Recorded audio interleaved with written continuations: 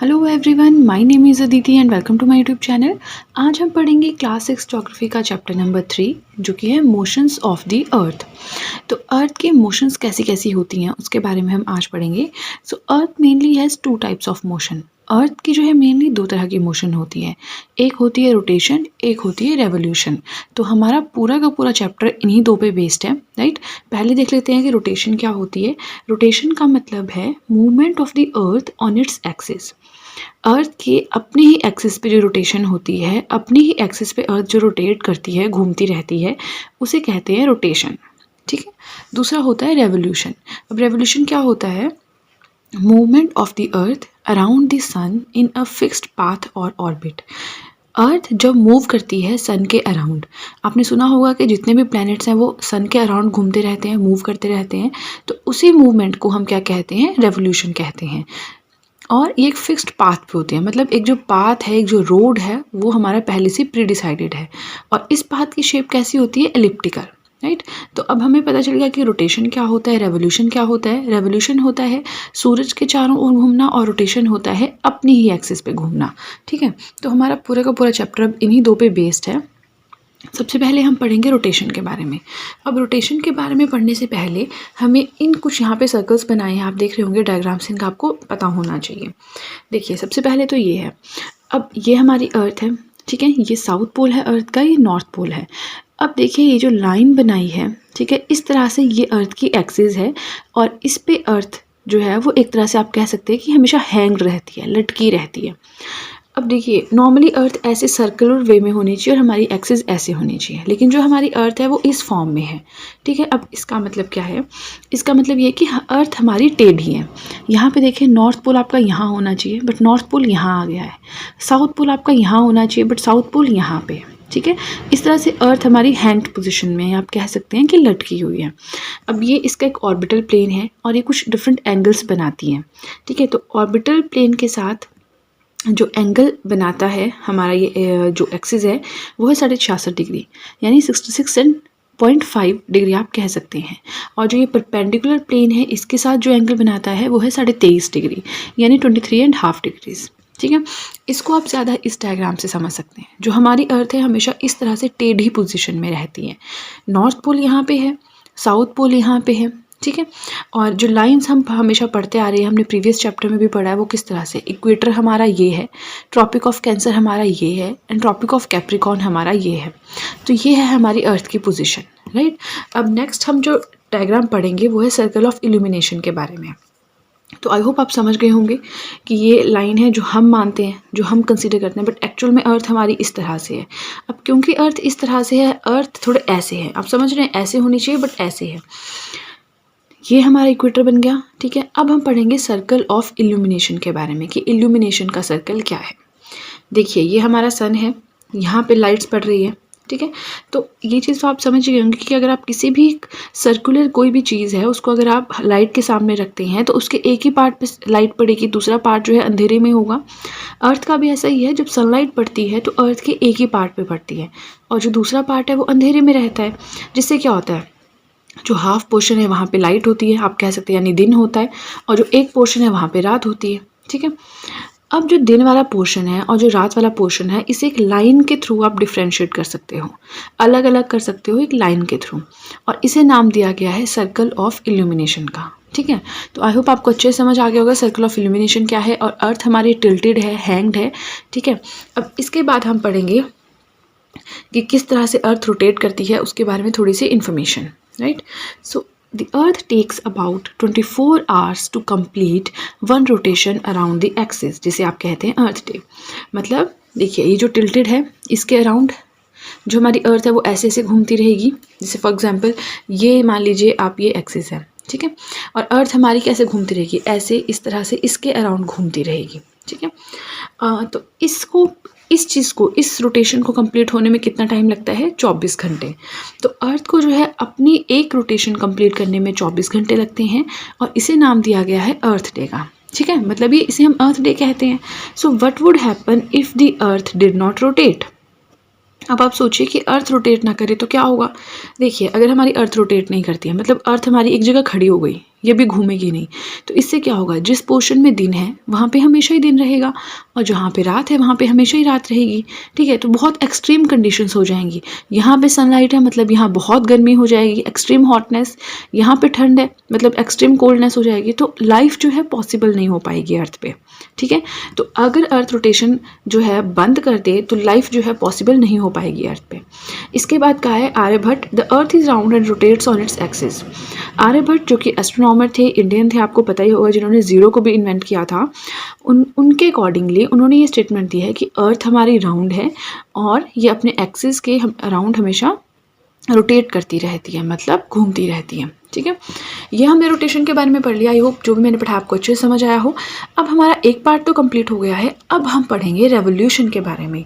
सो rotation का मतलब है ये आपकी एक्सिस है और इसके अराउंड अर्थ घूमती रहती है, ये हो गई हमारी रोटेशन। अब हम पढ़ेंगे रेवोल्यूशन के बारे में। So revolution is very easy to understand. आपको पता ही होगा कि जितने भी हमारे प्लैनेट्स हैं, ये सेलेस्टियल बॉडीज़ हैं, वो सूरज के अराउंड यानी सन के अराउंड घूमती रहती हैं। ठीक है, तो उसी टर्म को हमने नाम दिया है रेवोल्यूशन का। अब रेवोल्यूशन देखते हैं। जैसे हमने कहा कि अर्थ जो है अपने एक्सिस पे घूमने में टोटल 24 घंटे लेती है, इसे हम अर्थ डे कहते हैं। तो रेवोल्यूशन में कितना टाइम लेती है वो अब हम पढ़ेंगे।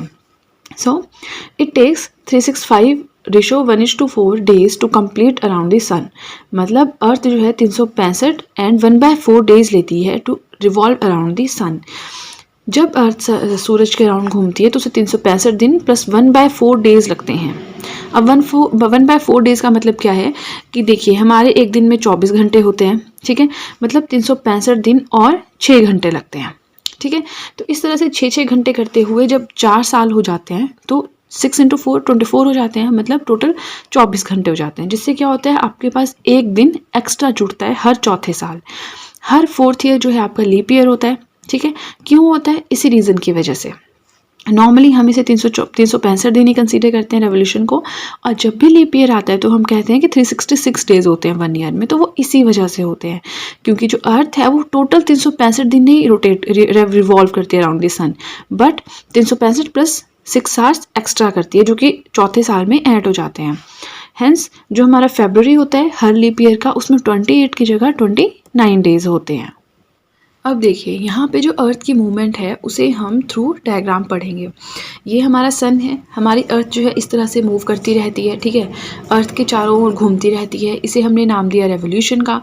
तो एक टाइम होगा जब अर्थ यहाँ होगी, एक टाइम होगा अर्थ यहाँ होगी, एक टाइम होगा अर्थ यहाँ होगी और एक टाइम होगा अर्थ यहाँ पे होगी। अब देखिए क्योंकि अर्थ घूम ही रही है एक से दूसरी साइड पे, इससे क्या है कि हम डिफरेंट लोकेशन पे अर्थ का क्या मैकेनिज्म रहता है, मतलब किस साइड गर्मी होगी किस साइड ठंड होगी, वो अब हम पढ़ेंगे। ठीक है, सबसे पहले हम पढ़ेंगे 21 जून के बारे में। तो देखिए यहाँ पे मैंने एक्सप्लेनेशन लिखी है, बट हम इसे डिस्कस थ्रू डायग्राम ही करेंगे क्योंकि डायग्रामेटिकली आपको इजीली समझ आएगा। ओके, सबसे पहले हम पढ़ेंगे 21 जून के बारे में। तो देखिए यहाँ पे 21 जून लिखा है, तो अब हम इस डायग्राम के थ्रू पढ़ेंगे कि यहाँ पे क्या होता है। देखिए अब ये हमारा सूरज है, अर्थ की पोजीशन यहाँ पे है। ठीक है, अब आप देखेंगे कि सूरज की तरफ कौन सा पार्ट है अर्थ का जो टेढ़ा है, टिल्टेड है, तो वो है नॉर्दर्न हेमिस्फीयर। ठीक है, अब नॉर्दर्न हेमिस्फीयर टिल्टेड है, मतलब जो रेज हैं, सन रेज हैं, वो डायरेक्टली ट्रॉपिक ऑफ कैंसर पे पड़ेंगी। सो एक चीज़ हमने प्रीवियस चैप्टर में पढ़ी थी कि जो सन की रेज होती है ना, वो या तो ट्रॉपिक ऑफ कैंसर, इक्वेटर या ट्रॉपिक ऑफ कैप्रिकॉर्न, इन्हीं 3 पे डायरेक्टली पड़ती है। इसके बाद वो कभी आर्कटिक सर्कल होता है, अंटार्कटिक सर्कल होता है, पोल्स होते हैं, उस पर कभी भी डायरेक्टली नहीं पड़ती है। क्यों नहीं पड़ती है वो हम प्रीवियस चैप्टर में पढ़ चुके हैं। आप चाहें तो लिंक मैंने डिस्क्रिप्शन बॉक्स में दे दिया है, वहाँ पे जाके देख सकते हैं। सो सन रेज हमेशा ट्रॉपिक ऑफ कैंसर से ट्रॉपिक ऑफ कैप्रिकॉर्न तक ही डायरेक्टली पड़ती हैं। ठीक है, तो हम बात करें तो 21 जून को क्या होता है। देखिए जो सन रेज हैं वो होती हैं डायरेक्टली ट्रॉपिक ऑफ कैंसर पे, मतलब जो इक्वेटर के ऊपर वाली लाइन होती है यहाँ पे डायरेक्ट सन रेज पड़ती हैं, जिससे क्या होता है ज़्यादा हीट हमारे नॉर्दर्न हेमिस्फीयर में हो जाती है, पोल्स की तरफ स्लांटिंग हीट ही होती है। अब क्योंकि नॉर्दर्न हेमिस्फीयर में ज़्यादा हीट हो जाती है तो इसलिए इसे समर कहा जाता है नॉर्दर्न हेमिस्फीयर में, मतलब इसे डिक्लेयर कर दिया गया गर्मियाँ नॉर्दर्न हेमिस्फीयर में और विंटर साउदर्न हेमिस्फीयर में। और इस तरह की जो एक कंडीशन होती है इसे कहा जाता है समर सॉलिस्टाइज। ठीक है, अब इस टाइम पे लॉन्गेस्ट डे जो होता है नॉर्दर्न हेमिस्फीयर में वो होता है 21 जून। ठीक है, और जो सबसे छोटा दिन होता है शॉर्टेस्ट डे, वो हम अभी नेक्स्ट पढ़ेंगे जब हम विंटर सॉलिस्टाइज के बारे में पढ़ेंगे। मतलब सबसे लंबा दिन है 21 जून, मतलब सबसे छोटी रात भी कौन सी है, 21 जून की। ठीक है, तो ये हमने पढ़ा समर सॉलिस्टाइज के बारे में। बट नॉर्दर्न हेमिस्फेयर में। और अब अगर हम बात करें कि साउदर्न हेमिस्फेयर में क्या होता है, तो इससे बिल्कुल ऑपोजिट, क्योंकि नॉर्दर्न हेमिस्फेयर में गर्मियाँ हैं तो साउदर्न हेमिस्फेयर में ठंड हो गई। ठीक है, अब क्योंकि सबसे लंबा दिन जो है 21 जून है नॉर्दर्न हेमिस्फेयर के लिए, तो साउदर्न हेमिस्फेयर के लिए सबसे छोटा दिन हो जाएगा ये। ठीक है, अब हम इसके बिल्कुल ऑपोजिट चलेंगे, विंटर सोलिस्टाइस पढ़ेंगे। यहाँ पे क्या था, यहाँ पे अगर हम बात करें, हमारा जो नॉर्दर्न पार्ट है वो सन की तरफ टिल्टेड था। यहाँ पे क्या होगा, जो हमारा साउदर्न पार्ट है वो सन की तरफ टिल्टेड रहेगा। ठीक है, मतलब जो हमारी सूर्य की किरणें हैं, सनलाइट हैं, वो ट्रॉपिक ऑफ कैप्रिकॉर्न पे डायरेक्टली पड़ेंगी। ठीक है, जिससे क्या होगा कि यहाँ पे अगर हम बात करें, गर्मियाँ होंगी साउदर्न हेमिस्फेयर में, क्योंकि सूर्य की किरणें जो इक्वेटर के नीचे पड़ रही हैं, तो यानी कि जो हमारा साउदर्न हेमिस्फेयर है वहाँ पे गर्मियाँ होंगी, और जो हमारा नॉर्दर्न हेमिस्फेयर है वहाँ पे ठंड होगी। तो पहले हम बात करेंगे सबसे छोटा दिन, तो जो 22 दिसंबर है वो सबसे छोटा दिन होगा नॉर्दर्न हेमिस्फेयर में। ठीक है, और सबसे लंबा दिन होगा साउदर्न हेमिस्फेयर में। देखिए, जहाँ पे गर्मियाँ होंगी वहाँ पे ये लंबा दिन होगा, जहाँ पे सर्दियाँ होंगी वहाँ पे ये छोटा दिन होगा। बस आप ऐसे याद रख सकते हैं। ठीक है, अब आई होप आपको पता चल गया होगा समर सॉलिस्टाइस क्या होता है, विंटर सॉलिस्टाइस क्या होता है। हम जो भी पढ़ेंगे वो समर जो कि नॉर्दर्न हेमिस्फेयर है उसके रिस्पेक्ट में पढ़ेंगे, फिर साउदर्न हेमिस्फेयर जो है उसमें बिल्कुल ऑपोजिट हो जाएगा। जैसे कि यहाँ पे नॉर्दर्न हेमिस्फेयर में गर्मियाँ हैं, ठीक है, तो इसे कह दिया समर सॉलिस्टाइस, विंटर का उल्टा हो जाएगा।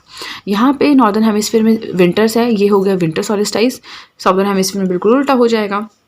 अब हमारे पास बचते हैं ये दो सिचुएशंस कि अगर यहाँ पे और यहाँ पे अर्थ है तो कैसे रिएक्ट करेगी। देखिए, सबसे पहले अगर हम बात करें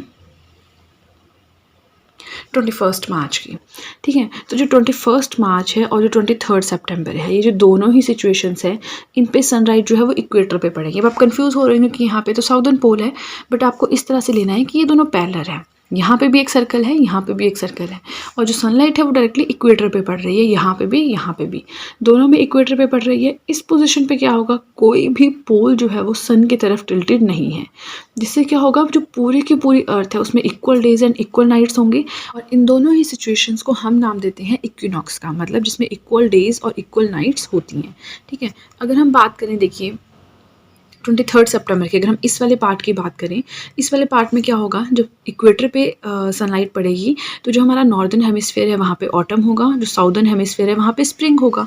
लेकिन अगर हम बात करें 21 मार्च की, जो कि सिचुएशन यहाँ पे है, उस टाइम पे नॉर्दर्न हेमिस्फेयर में स्प्रिंग होगा और जो साउदर्न हेमिस्फेयर है वहाँ पे ऑटम होगा।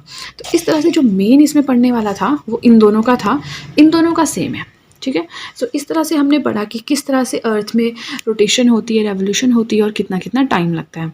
तो आई होप मैंने आपको जो भी समझाया आपको अच्छे से समझ आया हो। और अगर आपको वीडियो अच्छी लगी है तो चैनल को सब्सक्राइब करना बिल्कुल भी ना भूलें, बेल आइकन को प्रेस करें, वीडियो को लाइक करें, वीडियो का लिंक शेयर करें अपने फ्रेंड्स के साथ। एंड दैट्स इट गाइज, अब मिलेंगे नेक्स्ट वीडियो में with the chapter number 4 of this book. So that's it and see you soon.